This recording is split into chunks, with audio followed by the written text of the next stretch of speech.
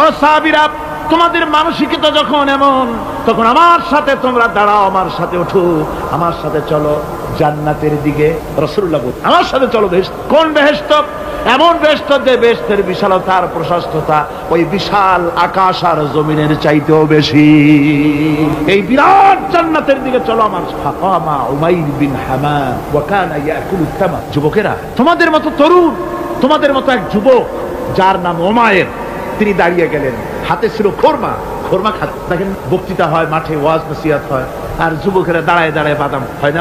ওই সাহাবী ওই সময় তো বাদাম টাদাম হয়তো পায় না, খোরমা খাচ্ছে, খোরমা চাবাচ্ছে, বিচি ফালাই দিতেছে, আর এইভাবে খাচ্ছে। আর হুজুরের কথা শুনে, হুজুরের কথা শুনে উমাইর বলছেন, বাহ বাহ, এটা কি আঞ্চলিক শব্দ। এর অর্থ হচ্ছে আয়মা আযমাহু ওয়া মা আহসানাহু। হে রাসূল, আপনি কত সুন্দর কথা বললেন, আপনি কি বিশাল কথা বলেছেন, কত বড় কথা বলেছেন। জিহাদ করলে, জান দিলে এমন বেহেশত পাবো, জান্নাতুন আরদুহা কারদিস সামাওয়াতি ওয়াল আরদ, যে বেহেশতটা হবে ওই বিশাল আকাশের চাইতে এমন বেহেশত পাবো। ওয়াল্লাহি লাউ কুনতু হাইয়ান হাত্তা আকুলাহুম ইন্নাহা লাহায়াতুন তাবি। আল্লাহর কসম, আমি যদি হাতের সবগুলি খোরমা খেতে যাই তাহলে তো অনেক সময় লাগবে, বেহেশতে যেতে দেরি হয়ে যাবে, অনেক দেরি হয়ে যাবে বেহেশতে যেতে। ফারামা বিহিন্না, হাতের সবগুলি খোরমা তিনি ফেলে দিন। ও যুবকেরা, হযরত ওমর তোমার মতো যুবক খোরমা খাওয়া সহ্য করলেন না আল্লাহর জান্নাতে যাওয়ার লোভে।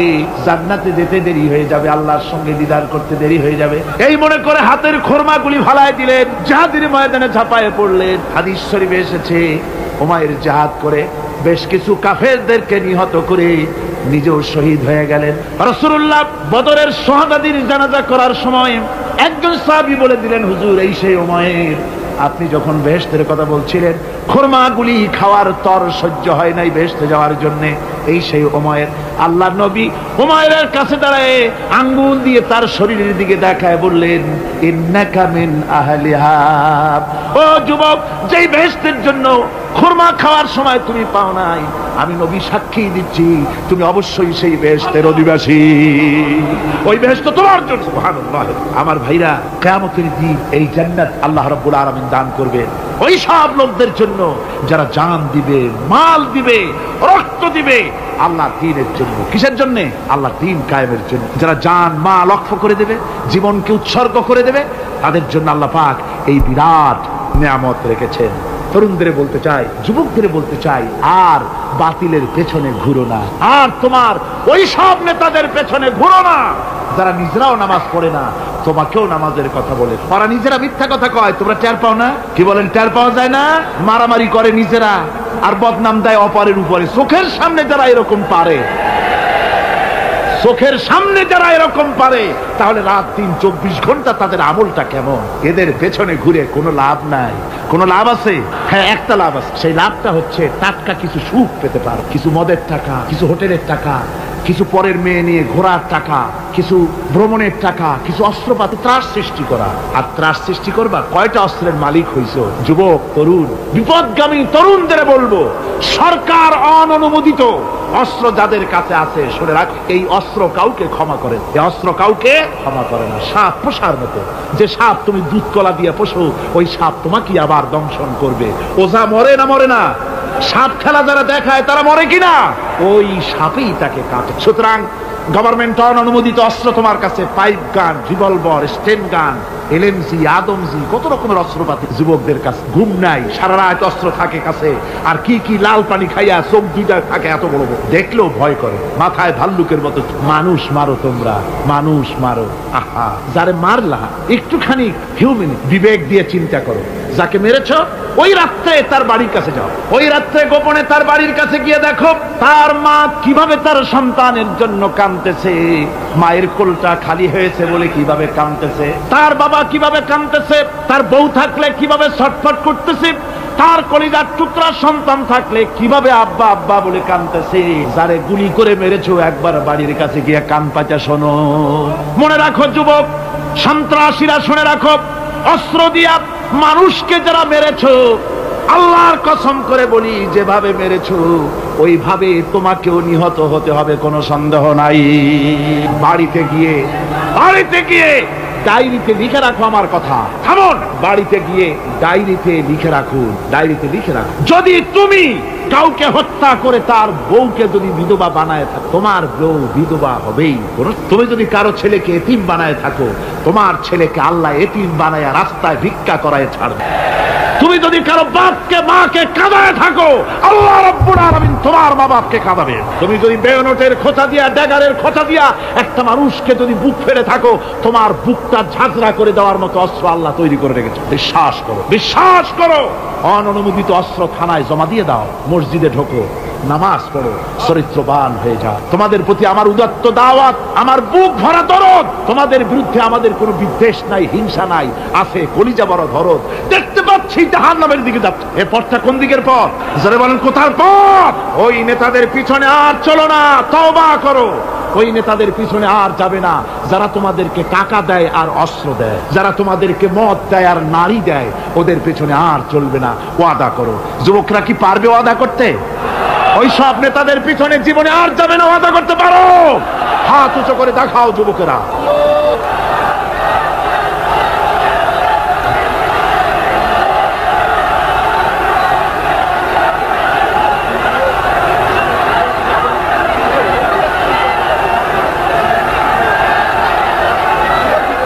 আমার মুসলমান ভাইরা, আমি তো দাঁড়াতে বলি নাই।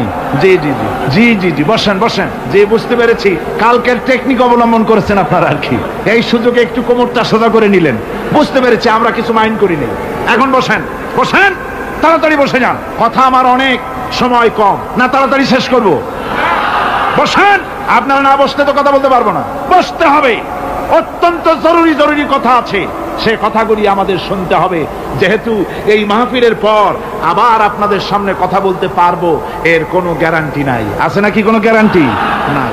সুতরাং বসতে হবে। কেউ দাঁড়াবে না। জোরে সোরে জিকির করেন, লা ইলাহা ইল্লাল্লাহ, লা ইলাহা। আমার ভাইরা, আজকের মাহফিলের সবচেয়ে বড় আকর্ষণ আখিরি মোনাজাত, ঠিক না? কোরআনে কারীমের মাহফিলের মোনাজাত অবশ্যই কবুল হবে ইনশাআল্লাহ। এত মানুষের দোয়া আল্লাহ ফিরাতে পারেন না। তার নাম রহমান, তার নাম রহিম, তার নাম গফুর, তার নাম গফফার। বান্দার দোয়া কবুল করাই তো তার কাজ। সুতরাং নড়াচড়া আদৌ করবেন না, যার যার জায়গায় বসে থাকুন। না বসলে আপনারা যদি হাঁটেন, মাঝে মধ্যে দাঁড়ান, এটা খুবই বিরক্তির উদ্রেক করবে। ভাইয়েরা, আমি সকলকে সেজন্য বলতে চাই যে আমরা আল্লাহর দ্বীন প্রতিষ্ঠার জন্য এই জিহাদের কথা যে আল্লাহ বলছেন, এই জিহাদের জন্য আমরা জান মাল সব কিছুকে উৎসর্গ করতে চাই। আল্লাহ যেন কবুল করেন। সবাই বলেন আমিন।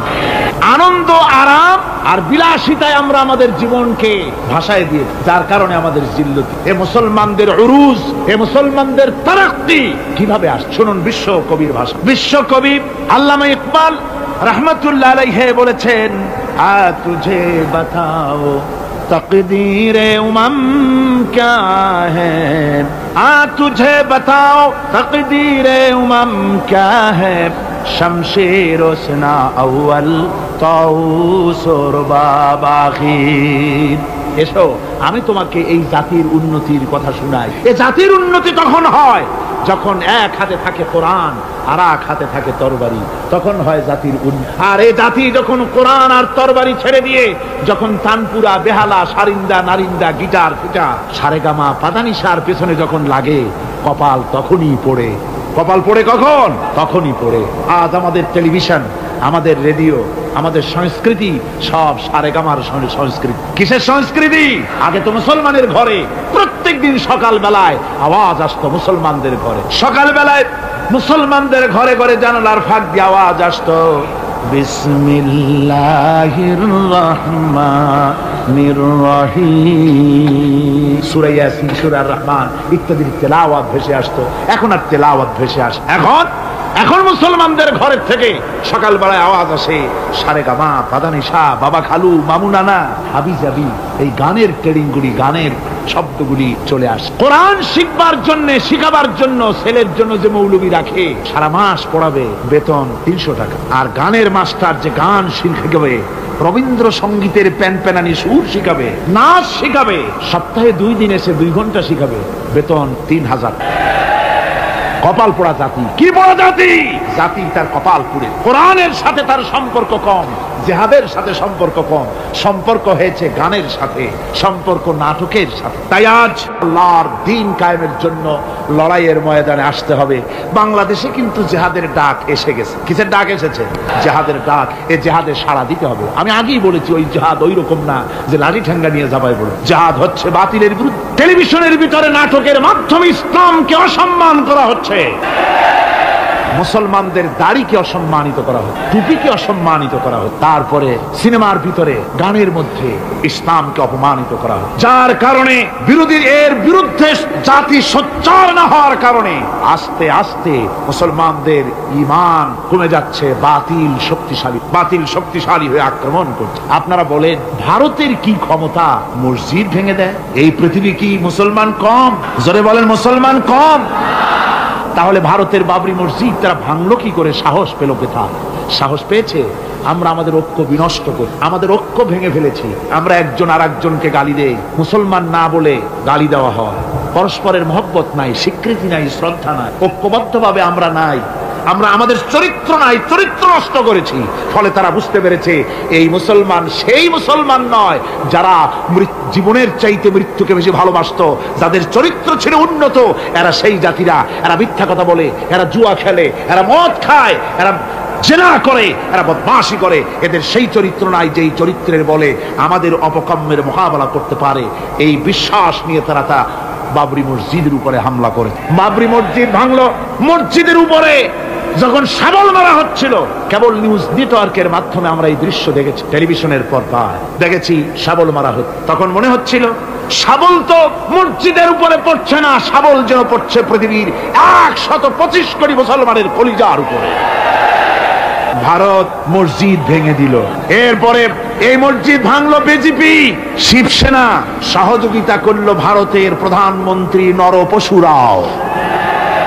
এই পৃথিবীর বর্তমান পৃথিবীর নিকৃষ্ট মানব সন্তান, জঘন্য শয়তান নরপশু। ওইটা নরসীমা নয়, ভারতের প্রধানমন্ত্রী মানুষ না, এটা একটি শয়তান। জোরে বলেন এটা কি? পৃথিবীর ইতিহাসকে কলঙ্কিত করেছে। আজ পর্যন্ত পৃথিবীতে কোথাও মসজিদ ভাঙা হয়েছে এর কোন ইতিহাস।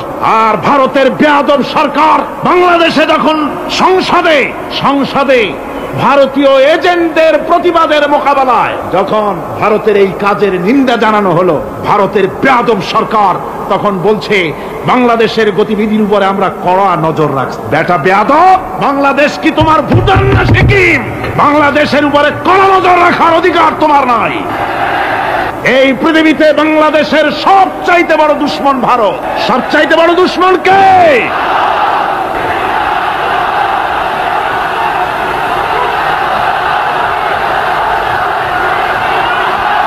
আমার মুসলমান ভাইয়েরা, ভারতের জনগণের সাথে আমাদের কোনো বিদ্বেষ নাই, ভারতের জনগণের সাথে আমাদের কোনো শত্রুতা নাই, ঠিক কিনা?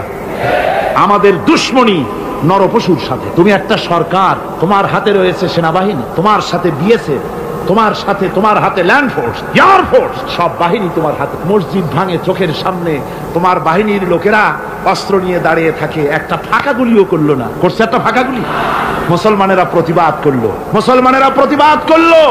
সেই প্রতিবাদের মুখে মুসলমানদেরকে গুলি করে মারা হলো। কারফিউ দিয়ে পুলিশেরা মুসলমানদের ঘরে ঢুকে মুসলমানদেরকে বের করে এনে বেয়নেট চার্জ করে শহীদ করে। দিল্লি, মিরাট, দিল্লিতে, মিরাটে, কলকাতায়, বোম্বে, মাদ্রাস, গোটা ভারতে সাম্প্রদায়িক দাঙ্গা দিয়ে ডুবিয়ে ফেলে মুসলমানেরা আজকে সেখানে এতিম অবস্থায় পড়ে আছে। একটা সরকার এই দৃশ্য দেখতে পারে? মানুষের কোনো মর্যাদা তোমার কাছে নাই? আরো বাংলাদেশের উপরে কড়া নজর রাখবা। 1971-এর বাংলাদেশ এখন না, 93-এর বাংলাদেশ। তোমার গোলামেরা দেশ শাসন করে না, এদেশে 11.5 কোটি মুসলমান বাস করে। আমরা ভারতকে দেখিয়ে দেব ইনশাআল্লাহ, জিহাদের প্রেরণা নিয়ে যদি প্রয়োজন হয় বাংলাদেশের যুদ্ধ যদি করা লাগে ভারতের সাথে, আর যুদ্ধ করা লাগবে। রাসূলুল্লাহর ওয়াদা আছে। কার ওয়াদা? নাসাই শরীফ, ইবনে মাজাহ, এই তার দুটি হাদিসের মধ্যে হযরত আবী হুরায়রা রাদিয়াল্লাহু তাআলা আনহু বর্ণিত হাদিস রয়েছে। বলেছেন, দুই শ্রেণীর লোক কিয়ামতের দিন জাহান্নাম থেকে মুক্ত হয়ে যাবে। এক শ্রেণী হচ্ছে যারা ঈসা আলাইহিস সালামের সাথে সাথী হয়ে যারা লড়বে আর শহীদ হবে, কিয়ামতে তারা জান্নাতে যাবে, জাহান্নাম থেকে মুক্ত। আর দ্বিতীয় শ্রেণী, ভারতের সঙ্গে একটা যুদ্ধ হবে, রাসূল বলেছেন হিন্দুস্তানের সঙ্গে একটা লড়াই হবে। ওই লড়াইয়ে যারা শহীদ হবে, রাসূলুল্লাহ বলেছেন কিয়ামতের দিন জাহান্নাম থেকে আল্লাহ মুক্ত করে দিবেন। সেই লড়াই ভারতের সাথে আমাদের হবে। ওই লড়াই যেদিন বাঁধবে, বাংলাদেশের সেনাবাহিনী, air force, land force, police শুধু এরাই যুদ্ধ করবে না, বাংলাদেশের 12 কোটি তৌহিদি জনতা শহীদ তিতুমীরের বাস হাতে নিয়ে ভারতকে পিটিয়ে ঠান্ডা করবে ইনশাআল্লাহ।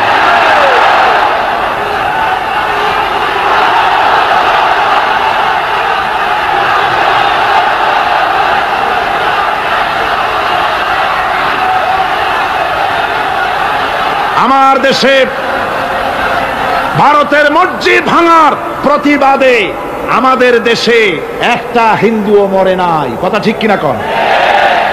কিন্তু ভারতে ভেঙেছে তারা বাবরি মসজিদ। আমার দেশের 15 জন মুসলমান পুলিশের গুলিতে নিহত।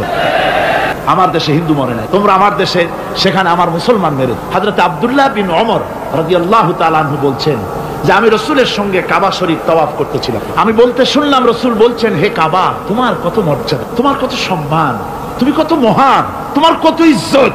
তবে কাবা, শুনে রেখো, আল্লাহ রাব্বুল আলামিনের একটা মুমিন বান্দার যে মর্যাদা, তোমার মর্যাদা যত হোক একটা মুমিনের চাইতে নিশ্চয়ই বেশি নয়। তোমরা মসজিদ ভেঙেছো আর আল্লাহর মুমিন বান্দাদেরকে ভেঙেছো। ভারত সরকার, শুনে রাখো, মসজিদ ভাঙো নাই, তকদির ভেঙেছো। মসজিদ যেভাবে মসজিদের ইটগুলি টুকরা টুকরা হয়েছে, গোটা ভারত আজ হোক কাল হোক মসজিদের ইটের মতোই টুকরা টুকরা হয়ে যাবেই যাবে ইনশাআল্লাহ। তবে আমার দেশের মুসলমান, আমার দেশের মুসলমানদেরকে মনে রাখতে হবে, আমরা প্রতিশোধের নীতিতে বিশ্বাস করি না। ভারতের বাবরি মসজিদ ভাঙার ব্যাপারে বাংলাদেশের কোনো হিন্দু দায়ী নয়, কথা বুঝতে পেরেছি? আমরা একজনের অপরাধের শাস্তি আর একজনকে দেই না। বাংলাদেশের কোনো হিন্দু ওই ঘটনার জন্য দায়ী না। আমাদের দেশে মন্দির 2-4টা ভেঙেছে, আমরা খবর, এই মন্দিরগুলি মুসলমানেরা ভাঙে। এই মন্দিরগুলি ভারতের এজেন্টদের উস্কানিতে হিন্দুরা নিজেরা ভেঙে, মুসলমানেরা ভাঙে। ভারতীয় দালালেরা বাংলাদেশের সারা পৃথিবীতে সাম্প্রদায়িক সম্প্রীতির ভাব মূর্তিকে ক্ষুণ্ণ করার জন্য এই কাজ তারা করেছে। নরসিংদীতে, আর মিয়া থামো না, নরসিংদীতে সেখানে দেখা গেছে গভীর রাত্রে কাপড়ের দোকানদার হিন্দু ঘরের সমস্ত কাপড় চোপড় সরাইয়া নিজের দোকানে আগুন দিতে গিয়েছে, পুলিশ তখন তার ভারতের 5-8 গোলামেরা হিন্দুদের দিয়ে এই কাজগুলি করাইছে। কোন মুসলমান মন্দির ভাঙে নাই। বাংলাদেশ গোটা বিশ্বের বুকে সাম্প্রদায়িক সম্প্রীতির সহস্র বছরের উজ্জ্বল দৃষ্টান্ত, আলহামদুলিল্লাহ। তার কারণ হচ্ছে আল্লাহর নবী বলেছেন সংখ্যালঘু মুসলিম এলাকায়, সংখ্যাগরিষ্ঠ মুসলিম এলাকায় সংখ্যালঘু অমুসলিম যারা, তারা হতেছে পবিত্র আমানত। ওই আমানতের কেউ যদি খেয়ানত করে, অর্থাৎ অমুসলিমদের উপরে যদি কেউ অত্যাচার করে, তাহলে আমি নবী মুহাম্মদুর রাসূলুল্লাহ সাল্লাল্লাহু আলাইহি ওয়াসাল্লাম কিয়ামতের দিন আল্লাহর দরবারে মুসলমানদের বিরুদ্ধে মামলা দায়ের করব। এই জন্য আমরা সবচাইতে পরধর্ম সহিষ্ণু জাত। আমার ভাইয়েরা, ভালো করে মনে রাখুন, ভারতের বাবরি মসজিদ সহ এখন তারা আর অন্যান্য মসজিদও ভাঙবার প্ল্যান নিয়েছে, ভাঙতে। তাজমহলকেও তারা ভাঙবে, অন্যান্য মসজিদও ভাঙবার পরিকল্পনা নিয়ে। ওরা যদি মসজিদ একটা ভাঙতে ভাঙতে, আল্লাহ না করুন, সবগুলিও যদি ভাঙে, বাংলাদেশের একটা মন্দিরকে আমরা ভাঙতে দেব না। এর নাম ইসলাম। এর নাম কি? ভারতের সাম্প্রদায়িক দাঙ্গা বাঁধিয়ে মুসলমান একটা করে করে সব মুসলমানও যদি তারা মেরে ফেলে দেয়, আল্লাহর কসম, বাংলাদেশের একটা অমুসলিমের গায়ে আমরা হাত দিতে দেব না। এর নাম ইসলাম। এর নাম কি? আপনারা যদি কখনো শোনেন যে কোন এলাকার কোন লোক মন্দির ভাঙতে যাচ্ছে অথবা হিন্দুর বাড়ি আক্রমণ করতে যাচ্ছে, সাথে সাথে তাকে ধরে থানায় সোপর্দ করবেন। রাজি আছেন? কারা রাজি? হাত উঁচু করে দেখান। আলহামদুলিল্লাহ, হাত নামা। এই সাম্প্রদায়িক সম্প্রীতি বাংলাদেশে অতীতে ছিল, এখনো থাকবে ইনশাআল্লাহ, ভবিষ্যতেও থাকবে ইনশাআল্লাহ। বলেন ইনশাআল্লাহ। আমাদের শত্রু, আমি বারবার বলছি, হিন্দুরা শত্রু নয়, শত্রু হচ্ছে ভারতীয় এজেন্ট যারা, ভারতের দালাল যারা, ওরা আমাদের, ঠিক কিনা? তারা বাংলাদেশের স্বপ্ন এখানে বসে দেখে, পত্রপত্রিকার মাধ্যমে, টিভির মাধ্যমে হাজারো প্রচেষ্টা তারা চালিয়ে যাচ্ছে ইসলামের বিরুদ্ধে। সুতরাং ইসলামকে জমিনে টিকিয়ে রাখার জন্য চাই সংগ্রাম। তাই আল্লাহ রাব্বুল আলামিন বলেছেন, ওয়াতুজাহিদুনা ফি সাবিলিল্লাহি বিআমওয়ালিকুম ওয়া আনফুসিকুম যালিকুম খায়রুল লাকুম ইন কুনতুম তা'লামুন। আল্লাহ পাক বলেন, আমার রাস্তায় জিহাদ করো, জান দাও, মাল দাও, জান দাও, জিহাদ করো, এটাই হলো উত্তম কাজ।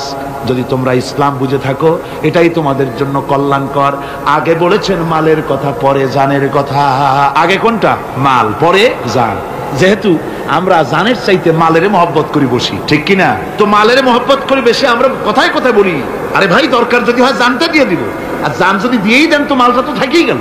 এই জন্য আল্লাহ বলেছেন মাল আগে দাও, তারপরে জান দাও। আমরা খুব চালাক, আমরা জান দিতে প্রস্তুত, মাল দিতে প্রস্তুত নই। একবার একটা লোক যাচ্ছে রাস্তা দিয়ে, সাথে তার প্রিয় কুকুর। কুকুরটা জিহ্বা বেরিয়ে গেছে, মরে যাচ্ছে। কুত্তার মালিক কাঁদতেছে। একজন লোক এসে বলে, ভাই তুমি কাঁদো কেন? কয় যে আমার এই কুত্তাটা খুব প্রিয় কুকুর, কুকুরটা মরে যাচ্ছে তাই কাঁদ। কুকুর মরে কেন? কয় কুকুরটা মরতেছে 3 দিন ধরে আমি কোনো খাবার তাকে দিতে পারি না, সেই জন্য কুকুরটা মরে। আচ্ছা হোক, তবু তো আল্লাহর সৃষ্ট এক প্রাণী, কি খেতে দেওয়া যায়? এদিক ওদিক তাকায় দেখে কুকুরের মালিকের কাছেই রয়েছে একটা পোটলা। কয় মিয়া তোমার এই পোটলার মধ্যে কি?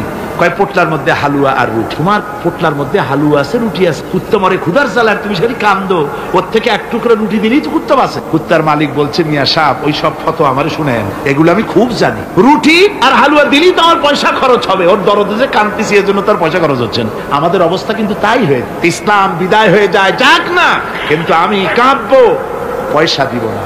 রাসূলের করুণ ঘটনাগুলি শুনে চোখের পানি ফেলবো, কিন্তু এই করুণ ঘটনা কেন ঘটলো সেই ময়দানে আমরা পা ফেলবো না। এরকম একটা অ্যাটিটিউড, এ ধরনের একটা মেন্টালিটি আমাদের মধ্যে গ্রো করেছে, ঠিক কিনা কর? আমার ভাইয়েরা, মাল দিতে হবে, জান দিতে হবে, সবকিছুকে উৎসর্গ করে দিতে হবে আল্লাহর দ্বীন প্রতিষ্ঠার জন্য। যার পয়সা আছে, পয়সা দিয়ে কি করবেন যদি আল্লাহর দ্বীন এ জমিনে কায়েম না হয়? আল্লাহর দ্বীন কায়েম না হলে অসত্য, বদমাশি, শয়তানি, সব রকমের অন্যায় কাজ দিয়ে ভরে যাবে দেশ, ক্রমান্বয়ে অশান্তির দিকে যাবে।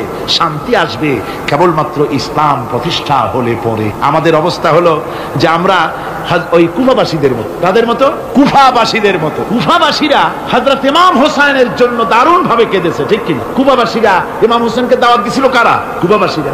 অনেকগুলি চিঠি তারা লিখছে। কুফাবাসীরা ইমাম হোসেনকে ভালোবাসতো, দাওয়াত দিয়েছে, তার জন্য কেঁদেছে। কিন্তু কুফাবাসীদের চোখের পানিটা ছিল ইমাম হোসেনের জন্য, আর অস্ত্র, টাকা পয়সা সবটা ছিল এজিদের। কুফাবাসীদের মতো অবস্থায় আমাদের হয়েছে। কুফাবাসীদের হযরত ইমাম হোসেনের জন্য তারা শুধু চোখের পানি ফেলেছে, আর টাকা পয়সা অস্ত্রপাতি যা ছিল সব ছিল তাদের এজিদের জন্য। আমাদের অবস্থাও তাই, আমরা ইসলামের জন্য শুধু চোখের পানি ফেলি, আর যখন ভোট দেই তখন ইসলাম যারা চায় না তাদেরকেই ভোট দেই, ঠিক কিনা? আমাদের টাকা, আমাদের পয়সা, আমাদের ইলেকশন, আমাদের হরতাল, আমাদের ধর্মঘট সবকিছু হচ্ছে ইসলাম যায় না, যারা চায় না তাদের জন্য। আর ইসলামের যখন কথা বলি, ইসলামের কথা শুনলে শুধু চোখের পানিটাই ছাড়ি, মহব্বত চোখের পানি দিয়া শেষ করে দিই, আর কিছুই। আমি একবার এইখানে এই শহরে অনেক বছর আগে একটা জানাজায় শরীক। কোন মাঠে আমার এখন তার জানাজার পরে যিনি জানাজা পড়ালেন তিনি বললেন, ওই লাশকে সামনে রেখে বললেন, কেন আসিল? তখন আমি নতুন চিটাগাঙে আসছি, আমি ভাষা ভালো করে বুঝিও না। একজন বললো কেন আসিল? সবাই কইলো গম আসিল। তাই বললাম যে গম আসিল, মরা মানুষের সাথে গম, আমি আটা গম সে তাই মনে করেছি যে এটার কি সম্পর্ক। আমি ইমাম সাহেবকে জিজ্ঞেস করলাম যে আপনি বললেন কি, আর জনগণই বা বলল? যে আমি জিজ্ঞেস করলাম যে লোকটা কেমন ছিল, তো সবাই বললো ভালো ছিল। তাই বললাম তো ফায়দা কি? ফায়দাই যে সবাই বললো ভালো, আল্লাহ তার মাফ করে দিয়া ভালো বলে বেহেশতে পাঠায় দেবে। বলে আশ্চর্য কথা, আল্লাহ কি এইরকম নাকি যে একটা সুদখোর, ঘুষখোর, জেনাকার এ লোক ভালো না খারাপ আমি তা বলতে চাই না, কিন্তু একটা লোক সে কন্ট্রাক্টারি করতে গিয়ে রাস্তাঘাট, স্কুল, কলেজের রড, সিমেন্ট জনমের মতো খাইছে। কথা বুঝতে পেরেছে? সরকারি গিয়ে, ক্ষমতায় গিয়ে গভর্নমেন্টের টাকা পয়সা জনমের মতো শেষ করে ফেলেছে। এই লোকটি সুদখোর, ঘুষখোর, জেনাকার মরে গেছে, আর আসে আপনি কইলেন যে কেন আসিল? সকল লোক গম আসিল, আর আল্লাহ বেহেশত দিয়ে দেবে। তাহলে আল্লাহ হাকামুল হাকিমিন হইলেন কি করে? এটা কি বিচার হইল নাকি? কি করে সম্ভব? আমার বন্ধুগণ, আমরা যখন মরে যাই, মরার পরে আমাদেরকে কবরের মধ্যে রাখা হয়। কবরের ভিতরে রেখে আমাদেরকে বলা হয়, যারা কবরে রাখে তারা বলে মৃত্যু ব্যক্তিকে কবরে রাখার সময় বলে বিসমিল্লাহি আলা মিল্লাতি রাসূলিল্লাহ, আল্লাহর নামে রসুলের দলে উঠাই দিয়ে গেল। আল্লাহর নামে কার দলে উঠাইলো? রসুলের দলে। চিন্তা করেন ভাইরা, আল্লাহর নামে রসুলের দলে উঠাইলেন কারে? ঠিক তার যৌবন কালে যত মিছিল করেছে, ধর্ম নিরপেক্ষতাবাদের পক্ষে মিছিল করেছে, পুঁজিবাদের পক্ষে মিছিল করেছে, সমাজতন্ত্রের পক্ষে মিছিল করেছে, স্লোগান দিয়েছে, দেওয়ালে লিখেছে, বক্তৃতা করেছে, ভোট দিয়েছে, বই লিখেছে, জীবনে যা কিছু করেছে সব করেছে মানুষের তৈরি করা মতবাদের জন্য। তার ভোট ইসলামের কাজে লাগে নাই, তার ইলেকশন ইসলামের কাজে লাগে নাই, তার দেওয়ালের লেখা ইসলামের কাজে লাগে নাই, তার বক্তৃতা, তার টাকা পয়সা ইসলামের কাজে লাগলো না। মরে গেছে, পরে মরা মানুষটারে উঠাইয়া বললা রাসূলুল্লাহর দলে উঠাইয়া দিলাম। এখন বলো রাসূলুল্লাহ কেন তোমার মতো মরা লাশটাকে তিনি গ্রহণ করতে যাবে? তোমার জীবনের কোনো কাজই তো ইসলামের জন্য কাজে লাগলো না। তোমার জীবনের একটা দিনও তো ইসলামের কাজে লাগে নাই। মরছো, তারপরে তোমার মরা লাশ রাসূলুল্লাহ বহন করতে যাবেন কেন? কি দায় টাকা পড়েছে তা? সুতরাং আমি বলতে চাই, আজকের মাহফিলে যত জনতা উপস্থিত হয়েছেন, জান এবং মাল সব কিছু দিয়ে লড়াই করতে হবে আল্লাহর রাস্তায়। আমার ভোট, আমার ইলেকশন, আমার স্লোগান, আমার বক্তৃতা, আমার টাকা করি খরচ সব কিছু হবে আল্লাহর জন্য। কুল ইন্না সালাতি ওয়া নুসুকি ওয়া মাহইয়ায়া ওয়া মামাতি লিল্লাহি রাব্বিল আলামিন। সবাই পড়েন, ইন্না সালাতি ওয়া নুসুকি ওয়া মাহইয়ায়া ওয়া মামাতি লিল্লাহি রাব্বিল আলামিন। আল্লাহ পাক বলেছেন, বলো আমার নামাজ, আমার হায়াত, আমার কুরবানি, আমার মত সব আল্লাহর জন্য। কার জন্য? আল্লাহর। সুতরাং জিহাদ হলো আমাদের জন্য অপরিহার্য। সেই কথাটি এতক্ষণ ধরে বুঝালাম। বিশ্ব মানবতার মুক্তি, নারীর মুক্তি, শ্রমিকদের মুক্তি, মানুষের মুক্তি, গরিবের মুক্তি, শ্রমিকের মুক্তি, বিশ্ব মানবতা, নির্যাতিত মানবতার মুক্তি আসতে পারে কেবলমাত্র জিহাদের মাধ্যমে। আল্লাহর দ্বীন প্রতিষ্ঠা করে মানুষের মুখে হাসি ফুটানো যেতে পারে। আর কোন পথ আছে? আর কোন পথ আছে? আর কোন পথ নাই। আল্লাহ যেন এই রাস্তায়, এই জিহাদের রাস্তায়, দ্বীন প্রতিষ্ঠার রাস্তায় আমাদেরকে সক্রিয়ভাবে অংশগ্রহণের তৌফিক দেন। সবাই বলুন আমিন। সবাই বলুন আমিন। এবার আমি বলবো মা বোনদের ব্যাপারে। মা বোনেরা বিগত 4 দিন এ মাহফিলে এসেছেন। তারা হচ্ছেন আমাদের অর্ধেক। তারা আমাদের কি? এই পৃথিবীর অর্ধেক জনশক্তি নারী। এই নারীর অধিকার ইসলাম কি দিয়েছে তা নারীরা অনেকেই জানেন না। না জানার কারণে নারী পক্ষ, নারী সমাজ, নারী স্বাধীনতা বিপ্লব পরিষদ নানান রকমের কমিটি গঠন করে তারা মডার্ন হতে চান, নানান রকমের অধিকার আদায়ের চেষ্টা করেন। কিন্তু আমি বিশ্বাস করি, আমার মা বোনেরা যদি জানতেন ইসলাম তাদেরকে কি অধিকার দিয়েছে, তাহলে রীতিমতো ইসলামকে পাওয়ার জন্য, ইসলাম যে অধিকার দিয়েছে সেই অধিকার লাভ করার জন্য তারা রীতিমতো বিপ্লব করতেন। কি করতেন? বিপ্লব। আল্লাহ রাব্বুল আলামিনের কাছে নারী আর পুরুষ বলে আলাদা কিছু নাই। মানুষ হিসেবে আল্লাহর কাছে নারী আর পুরুষ সমান। আল্লাহর কাছে কোন লোক যদি তাহাজ্জুদের নামাজ পড়ে কোন পুরুষ, সে যা সওয়াব পাবে নারী তাহাজ্জুদ পড়লে সেই সওয়াব পাবে না, এমনটি নয়। পুরুষ হজ করে যে সওয়াব পাবে, নামাজ পড়ে যে সওয়াব পাবে, নারীও তা পাবে। জোরে বলেন সুবহানাল্লাহ। আল্লাহর কাছে নারী এবং পুরুষ কি? মানুষ হিসেবে তারা উভয় সমান। কিন্তু এই নারীদের জীবনের 3টি স্তর। কটি স্তর? 3টি স্তর। একটা হচ্ছে কন্যা, বধূ, মাতা। নারীর জীবনের এই 3টি স্তর। ভালো করে শুনুন, কন্যা, বধূ, মাতা। এখন কন্যা হিসাবে নারীর মর্যাদা, বধূ হিসাবে নারীর মর্যাদা, মা হিসাবে নারীর মর্যাদা। নারীকে ইসলাম কি দিল সেটা শুনুন। আল্লাহর নবী বলেছেন, কোন ব্যক্তির যদি 3টা কন্যা সন্তান হয়, আর ওই 3টা কন্যা সন্তানকে যদি সে আদব শিক্ষা দিতে পারে, ইসলামী তরবিয়াত দিতে পারে, আর যদি স্নেহ দিয়ে লালন পালন করতে পারে, তাহলে ওই কন্যার পিতা আর আমি মুহাম্মদ সাল্লাল্লাহু আলাইহি ওয়াসাল্লাম বেহেশতের ভিতরে পাশাপাশি অবস্থান করব। সুবহানাল্লাহ পড়ে এ কথা কিন্তু রাসূলুল্লাহ কোথাও বলেন নাই যে কারো যদি 3টা ছেলে হয় তো আমার সাথে আর সে বেহেশতে একসাথে থাকবে না, তা বলা হয় নাই। বলা হয়েছে কন্যার ব্যাপারে। কার ব্যাপারে বলা হলো?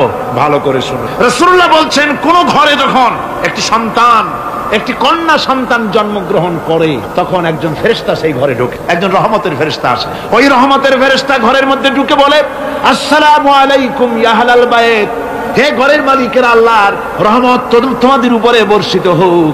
এই কথা বলে ওই ফেরেশতা ঘরের মধ্যে গিয়ে কন্যার মাথার উপরে হাত বুলায় আর বলতে থাকে, এই কন্যা সন্তানটি একটা দুর্বল শরীর থেকে বেরিয়ে এসেছে, এও একটা দুর্বল দেহ, একে যে লালন পালন করবে, দয়া দিবে, স্নেহ দিবে, আল্লাহ রাব্বুল আলামিনের সাহায্য কিয়ামত পর্যন্ত তার সাথে থাকবে। অথচ আমাদের দেশে দেখা যায় মেয়ে হলে অনেকের মুখ কালো হয়ে যায়।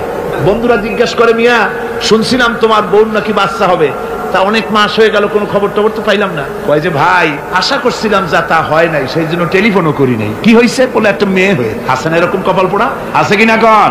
বারবার মেয়ে হয় বলে স্ত্রীকে তালাক দিয়েছে, এমন ঘটনাও বাংলাদেশে ঘটেছে। বোর যদি বারবার মেয়ে হয় তাহলে সেজন্য কি স্ত্রী দায়ী?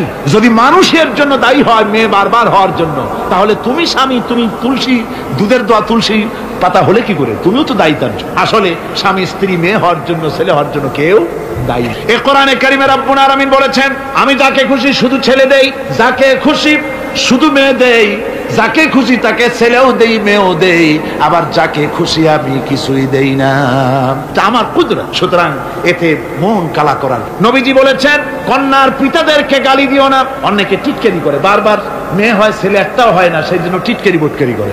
আল্লাহ নবী বলেছেন, মেয়ের পিতাকে গালি দিও না, ঠাট্টা করো না, যেহেতু আমি মুহাম্মদ রাসূলুল্লাহ সাল্লাল্লাহু আলাইহি ওয়াসাল্লাম, আমি মেয়েদের পিতা, আমি নিজে মেয়েদের পিতা, খবরদার মেয়েদের পিতাকে গালি দিও না। রাসূলুল্লাহ বলেছেন, আকাশের নিচে জমিনের উপরে খাদিজার মতো মহিলা আর নাই। সেই হযরতে খাদিজা রাসূলের 4টি মেয়ে পেটে ধারণ করেছিলেন। সুবহানাল্লাহ। মেয়ের প্রতি রাসূলুল্লাহ যথেষ্ট মহব্বত করতেন, মেয়েকে খুব ভালোবাসতেন হুজুর সাল্লাল্লাহু আলাইহি ওয়াসাল্লাম। হুজুরের কলিজার টুকরা ছিলেন মা ফাতিমা রাদিয়াল্লাহু তাআলা আনহা।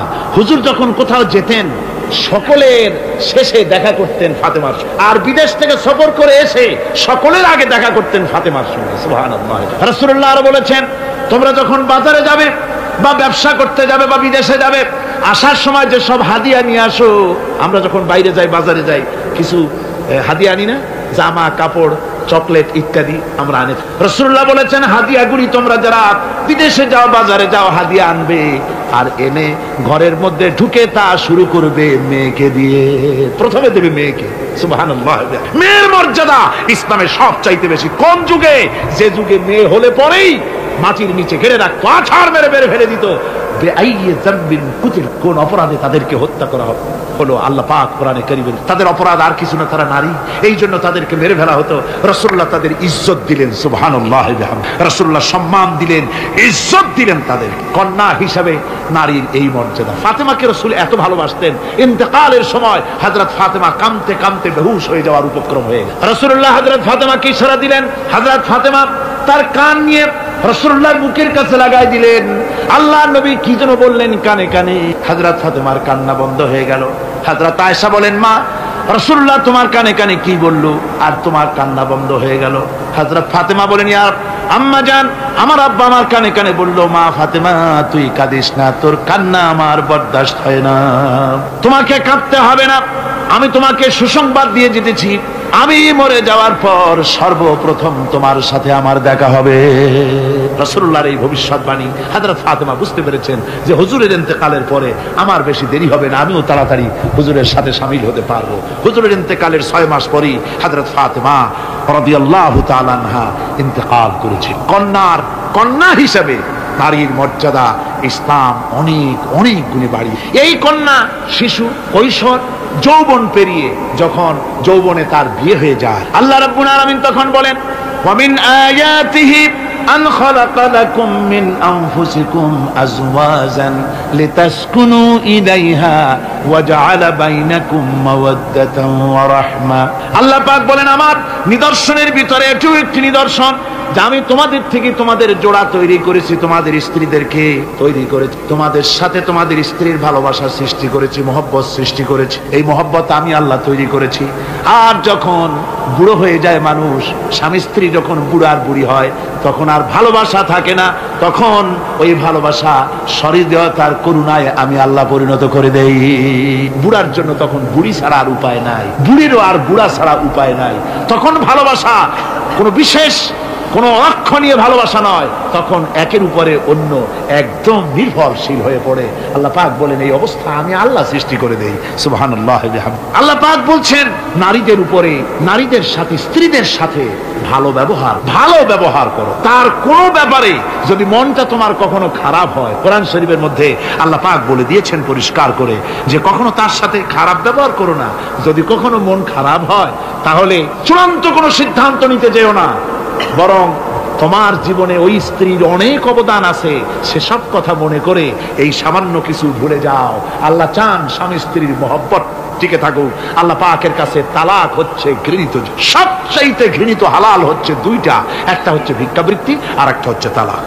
আল্লাহ পাক নারীকে বলেছেন, নারী আর পুরুষকে বলেছেন যে তোমরা হচ্ছে হুন্না লিবাসুন লাকুম ওয়া আনতুম লিবাসুন লাহুন্না, তোমরা পরস্পরের জন্য পোশাক পরিচ্ছদের মতো অঙ্গাঙ্গী ভাবে একের উপরে অপরের পরিপূর্ণ অধিকার তোমাদের রয়েছে। এই অধিকারের ভিত্তিতে, ভালোবাসার ভিত্তিতে জীবন গড়ার জন্য আল্লাহ পাক বলেছেন। তারপরে তার অর্থনৈতিক অধিকার তাকে দিয়েছে। আল্লাহ পাক মহারানাকে ফরজ করে দিয়েছেন। মহারানা কি করেছেন? ফরজ করে দিয়ে, মহারানা ফরজ। এই ফরজকে একটা ট্র্যাডিশন হিসেবে গ্রহণ করা হয়। বড় লোকেরা শোনায় মেয়ের বিয়ে কত, বিয়েতে মহারানা কত হয়েছে, বলে যে 11,07,373 টাকা 75 পয়সা। আদায় করে না মোটেও, বিরাট একটা অঙ্ক শুনাই দিল মানুষদের। আমার ভাইয়েরা জেনে রাখুন, মহারানা তো বাঁধতে হবে ফরজ, মহারানা আদায় করতে হবে। এই মহারানার টাকা যদি আদায় করা না হয়, স্ত্রী যদি স্বেচ্ছায় স্বামীকে মহারানা মাফ করে না দেয়, তাহলে কিয়ামতের দিন আল্লাহর দরবারে ওই স্বামীকে জিনাকারীর কাতারে দাঁড়াতে হবে। জোরে বলেন নাউজুবিল্লাহ। মহারানার টাকা আপনি দিয়ে দিবেন। ওই মহারানার টাকা দিয়ে স্ত্রী যদি লক্ষ কোটি কোটি টাকার মালিক হয় ব্যবসা করে, তারপরেও স্ত্রীর সুখ শান্তি, রোগ শোক, খাওয়া পড়া সবকিছুর দায় দায়িত্ব কার? স্বামীর। সুবহানাল্লাহ। নারীর অধিকার কত বেশি ইসলাম দিয়ে। একটা মহিলা নির্বাচিত কলাম একটা বই লিখেছে, আমি ওই মহিলার নাম নিতে চাই না, আমার ঘৃণা করে। এই মহিলা লিখেছে যে রাসূলুল্লাহ বলেছেন পৃথিবীর সমস্ত জিনিস হচ্ছে ভোগের সামগ্রী, তার মধ্যে শ্রেষ্ঠ ভোগের সামগ্রী হচ্ছে নারী। নাউযুবিল্লাহি মিন যালিক। এমন কথা রাসূল বলেন। রাসূল বলেছেন আদ-দুনিয়া কুল্লুহা মাতাউন ওয়া খায়রুল মাতাউদ দুনিয়া ইমরাতুস সালিহা। হুজুর বলেছেন পৃথিবীর সবকিছুই সম্পদ, এই সম্পদের মধ্যে শ্রেষ্ঠ সম্পদ হচ্ছে ন্যায়পরায়ণা নারী, সচ্চরিত্রা নারী, শ্রেষ্ঠ সম্পদ, নিয়ামত। আর সেইটারে বানাইছে ভোগের। আয়াত হাদিস তার ইচ্ছে মতো ব্যাখ্যা করেছে। সে লিখেছে যে এতদিন পুরুষ নারীকে ধর্ষণ করেছে, নারীদের কি হলো? তোমরাও পুরুষ ধর্ষণ করো। নাউজুবিল্লাহ পড়ে। এ আবার সরকারি চাকরি করে, তারপরেও মুসলমান দেশে এই শয়তানের চাকরিও থাকে। নাউজুবিল্লাহ পড়ে। আশ্চর্য কথা। আমি জানতে পেরেছি এই মহিলা অনেকগুলি স্বামী কর্তৃক পরিত্যক্তা, সেই জন্য পুরুষের উপরে তার দারুণ ঘৃণা, পুরুষের উপরে তার দারুণ ঘৃণা, ধর্মের উপরে তার দারুণ ঘৃণা। সে এখন কমিউনিস্টদের একটা বাছাই করা একটা লাঠি, এটা দিয়ে কোরআন হাদিসের অপব্যাখ্যা করে করে এগুলি সে করে যাচ্ছে নির্বিঘ্নে। সরকার কোনো কথা বলছে, সরকার যে কথা বলছে না, এর জবাব সরকারকে দিতে হবে, আল্লাহর কাছে দিতে হবে, কোনো সন্দেহ নাই। আল্লাহকে গালি দেওয়া হচ্ছে, নবীকে গালি দেওয়া হচ্ছে, রসুলকে গালি দেওয়া হচ্ছে, বেহেশতকে গালি দেওয়া হচ্ছে, অথচ সরকার একটা নাটকের মধ্যে আরবি পড়া নিষেধ করা হচ্ছে। আমি প্রথম দিন বলেছি কি জানি নাটকের নাম, বারান্দা। আচ্ছা যাই হোক, সেই নাটকের মধ্যে দেখানো হচ্ছে যে আলিফ বা তাসা পড়াচ্ছে মৌলবিয়ান হোক, একটা হিন্দুর স্ত্রী, মুসলমান সে, কিন্তু বউ হিন্দু, সে হয়েছে নাই। সে এসে বলছে এসব বন্ধ করো, অ ক খাবো। এই কথার জাস্টিফিকেশন কত যদি ছেলেরা এ বি সি ডি পড়তে থাকে, আর যদি বলা হতো সব বন্ধ কর, অ ক খাবো, এর একটা যৌক্তিকতা না। পড়তেছে আলিফ বা তাসা, সব বন্ধ কর, তার মানে কি? আলিফ বা তাসা হলো কোরআন, এর মানে কি? কোরআন। সুতরাং টেলিভিশনের মাধ্যমে কোরআনকে বন্ধ করার চেষ্টা চালাচ্ছে ভারতের গোলামেরা। সরকার চুপ করে থাকছে, সরকার নীরব, এর জবাব সরকারকে পেতে হবে, এড়াতে পারবে না। সুতরাং বলতেছিলাম নারীর অধিকার প্রতিষ্ঠিত করেছে ইসলাম। কে করেছে? ইসলাম বলেছে মহারানার টাকা আদায় করছে। সেই মহারানার টাকা আদায় করা হলো না, এখন উল্টা, এখন মহারানা আদায় করে পুরুষেরা। সেটার নাম কি? যৌতুক। কন্যা পক্ষের কাছের থেকে যৌতুক নামে কৌতুক করে। ছেলে যখন ম্যাট্রিক পাস করে তখন ছেলের পিতা এতটুকুন হাক, যখন বিএ পাস করে এত টাকা, যখন এমএ পাস করে ছেলের বাবা তখন হাঙ্গরের মতো এতটা হাক। যত টাকা খরচ হয়েছে মেয়ের বাপের কাছ থেকে কড়ায় গন্ডায় উসুল করে নেবে। তারপরে ছেলে আর মেয়ের বিবাহ ঘটায় দেয়, মাঝখানে ওরা কি করে? ঘটক। এই ঘটক ঘটকালি। অমুকের ছেলে ইঞ্জিনিয়ার, খুব ভালো ছেলে, দারুণ ভালো। বলে কত ভালো? থানায় খুব রিপোর্ট আছে, যাই দেখো, খুব ভালো ছেলে। তা কি লাগবে? কালার টেলিভিশন লাগবে 10টা, তারপরে পাজেরো জিপ লাগবে, 14 লক্ষ টাকা ক্যাশ লাগবে, আবুধাবিতে চাকরি লাগবে, ওয়াশিংটন ডিসিতে বাড়ি করে দেওয়া লাগবে। মানে মেয়ে জন্ম দিয়ে মেয়ের বাপ এমন পাপ করছে যে এটা চালাতে গিয়া ছেলের বাপেরে তার 14 গোষ্ঠীর স্বাদ মিটাই দিতে হবে। এমন ছোট লোক, এমনই ছোট লোক কন্যার পিতার কাছ থেকে সাইয়ে সাইয়ে আদায় করে নেয়। এর চাইতে ভিক্ষুক, এর চাইতে খয়রাতি, এর চাইতে ছোট লোক আর কেউ হতে লজ্জা করা উচিত, শরম করা উচিত, মনে করা উচিত ওই লোক তো তার কলিজার টুকরাটাই আমাকে দিয়ে দিল। 16 বছর 20 বছর লালন পালন করে কলিজার টুকরা মেয়েটাই তো আমাকে দিয়ে দিচ্ছে, আবার টেলিভিশন চাই কেন? ঘটক যা কন্ট্রাক্ট করলো যদি তার থেকে কিছু কম হয় বিয়া ভাঙ্গে যায়, তাহলে বোঝা গেল কি মেয়ে বিয়ে করলো না টেলিভিশন বিয়ে করলো? তাহলে মেয়েটে বাদ দিয়ে টেলিভিশন কিনে তাই নিয়ে ঘুমাও। নাউজুবিল্লাহ মিন যালিক। কপাল পোড়া মুসলমান। মুসলমান, যৌতুক মুসলমানদের জন্য দাবি করে আদায় করে নেওয়া জায়েজ নাই। আপনারা আমাকে জবাব দেন, শুকরের মাংস খাওয়া মুসলমানের জন্য কি? পায়খানা খাওয়া মুসলমানের জন্য কি? মনে রাখুন, শুকরের মাংস আর পায়খানা খাওয়া মুসলমানদের জন্য যেমন হারাম, যৌতুকের একটা সুতা দাবি করে আদায় করা ঠিক সেরকম হারাম।